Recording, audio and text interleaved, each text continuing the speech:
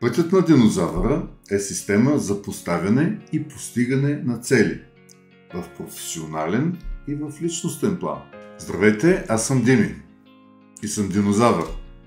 А защо динозавър ще разберете след съвсем маничко. Това е първото филмче от поредицата за пътя на динозавъра.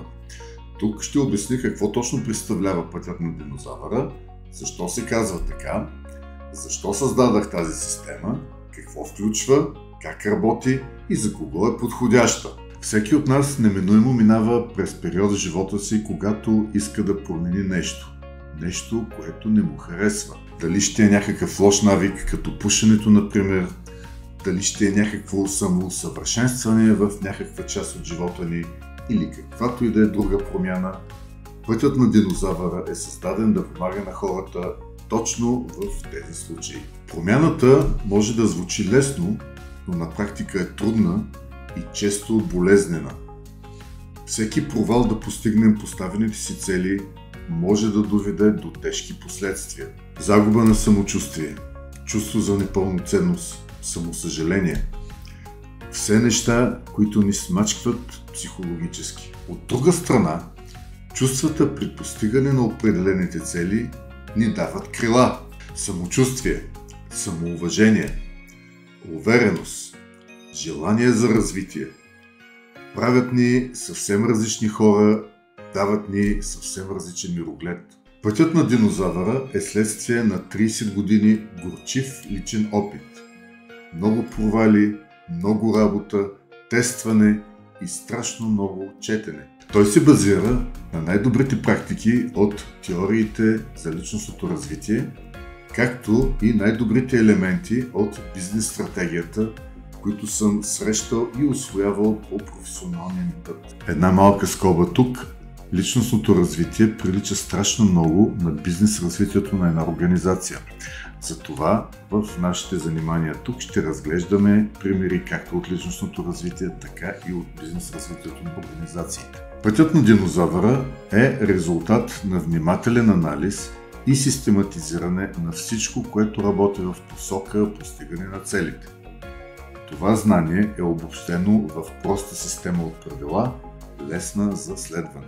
Система, която ще спести на много от вас унижение, време, нерви и пари.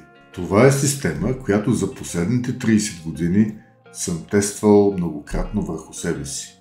Система, която доказано работи. Процесът на работа ще дава много примери, както от моят живот, така и от животът на други хора.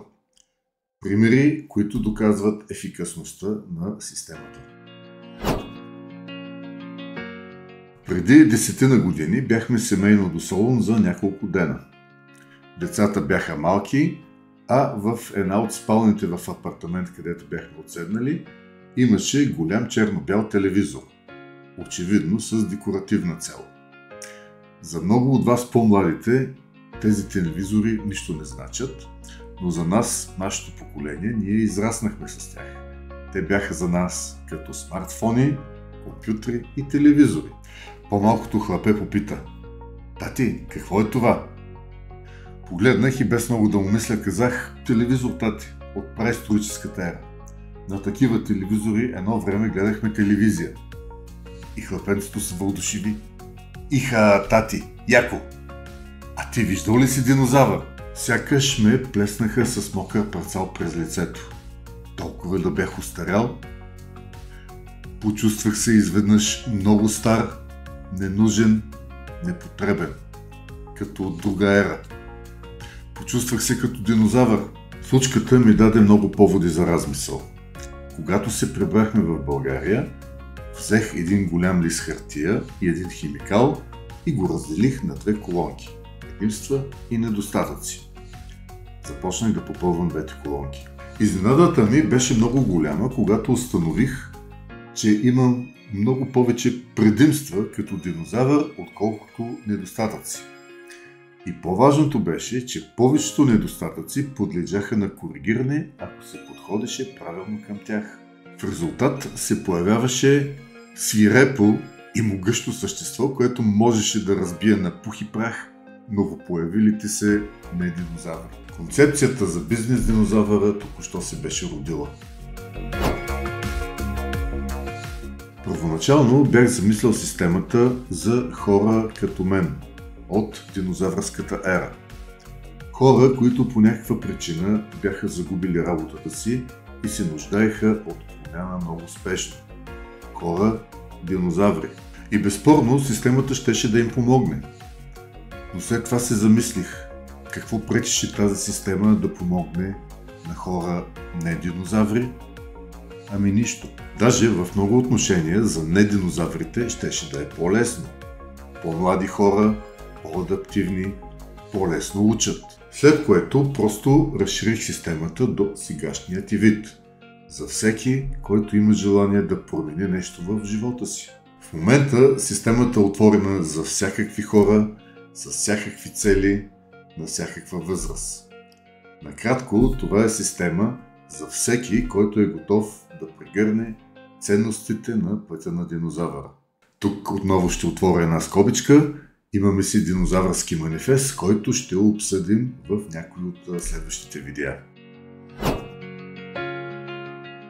Пътят на динозавъра включва 3 основни компонента. Първият компонент е система за самооценка и самоанализ.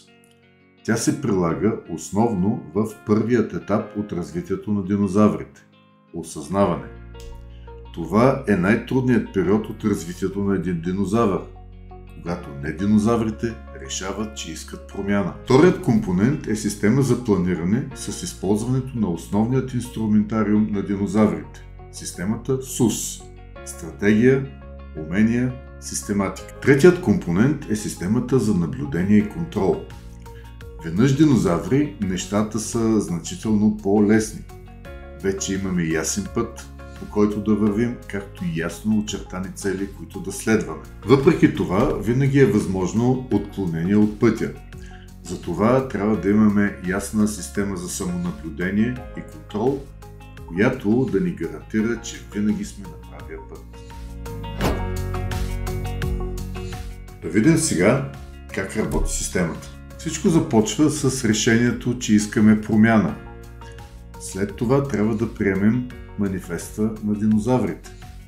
Всички динозаври следват определени морални ценности. След това всеки може да се присъедини към някоя от динозавърските общности.